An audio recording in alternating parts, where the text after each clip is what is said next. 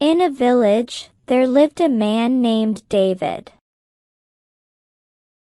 He had some fields.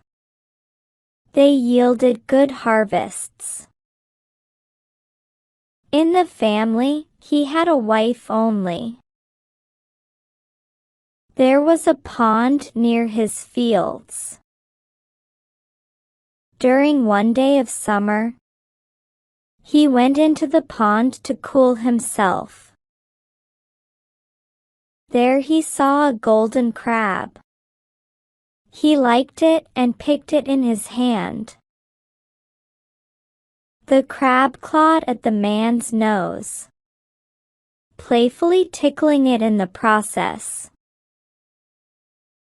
After cooling down, he came out and made a small shady shelter on the bank for the crab to rest in. In the evening, when he started to go home, he saw the crab stretching its claws, as if telling him to take it along. He carried the crab home and said to his wife, "It is my friend." The wife laughed. Ever heard of a friendship between a crab and a man? Why not? All creatures can become friends with one another. The only thing needed is trust and honesty.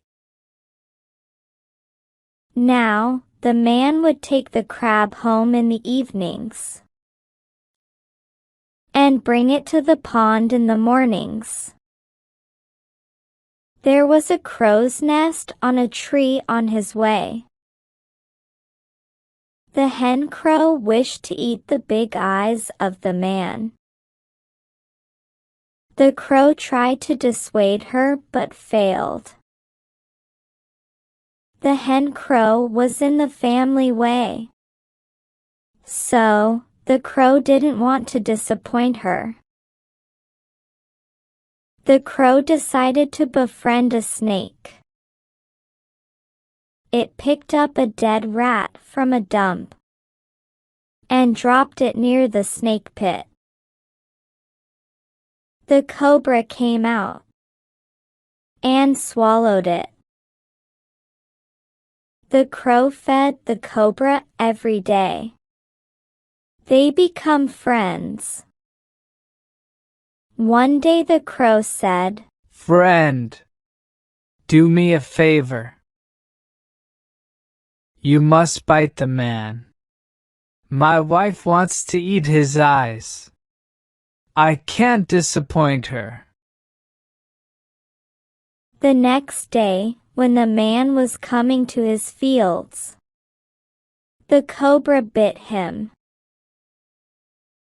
The man fell down. A white foam trickled out from his mouth. The crab had seen it all. As soon as the crow flew down to gorge the man's eyes out, the crab sprang into action. It clamped its claws on the crow's and snake's necks.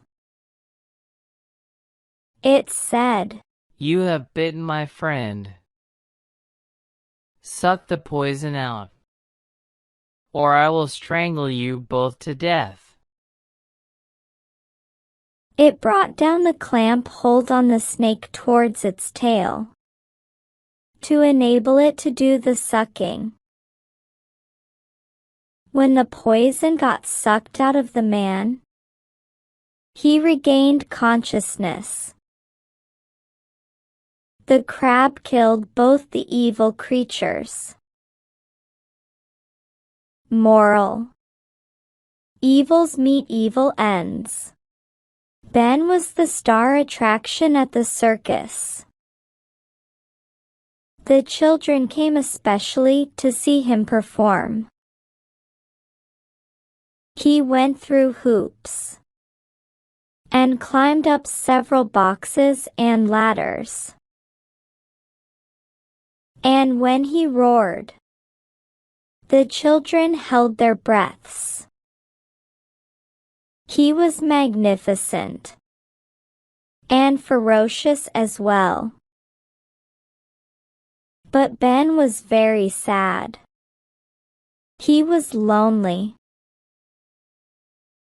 He hated his little cage being dragged rattling over roads, from one place to another. He wanted to walk in the open with other lions. He wanted to run and feel the wind rushing through his mane. But there was nothing he could do to change his life. He loved the circus owner, who was an acrobat, was kind to him. His keeper was also very caring. One day, a man came to watch the circus with his family. He had a little girl, Shelley, who enjoyed the show tremendously. At the end of the show, the man took his family to meet everyone behind the tent.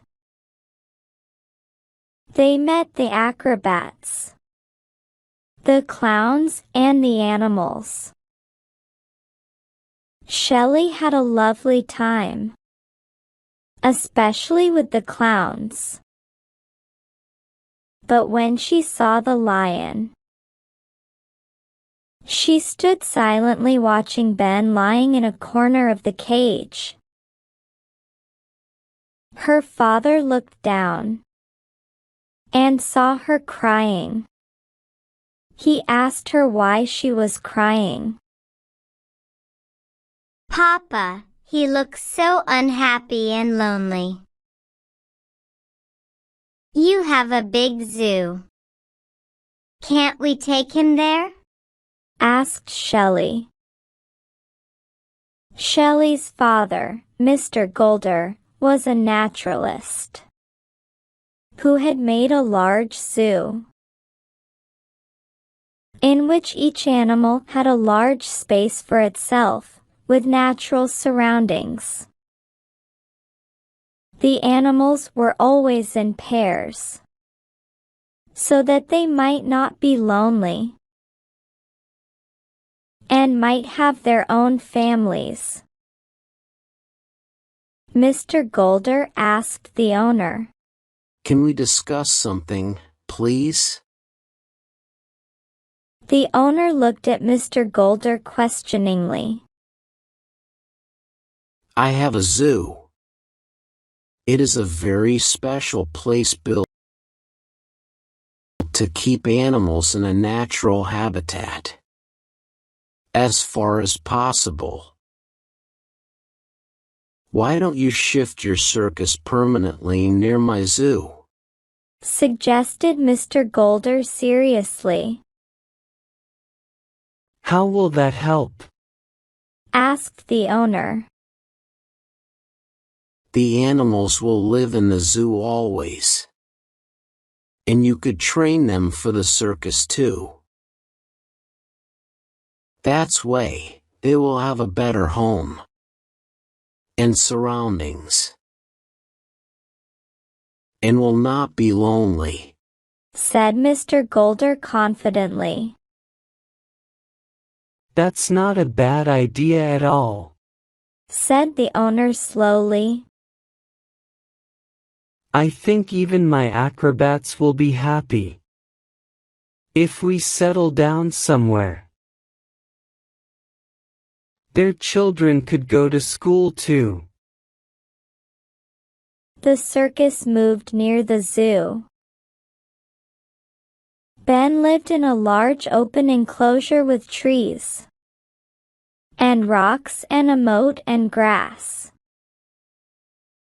He was the happiest lion in the world. He had found his real home.